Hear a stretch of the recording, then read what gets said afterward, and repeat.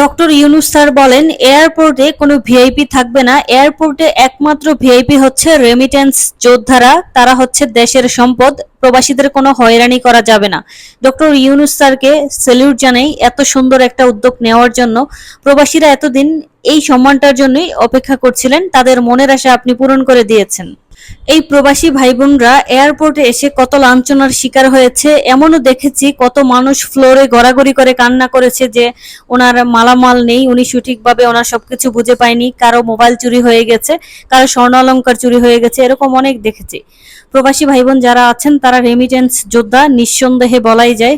তারাই কিন্তু বাংলাদেশের অর্থনীতির চাকাকে সচল রাখেন। অথচ এই রেমিটেন্স যোদ্ধারা এয়ারপোর্টে এসে ন্যূনতম যে সম্মান সেটা পর্যন্ত পাননি। ডক্টর ইউনূস স্যারকে অসংখ্য ধন্যবাদ।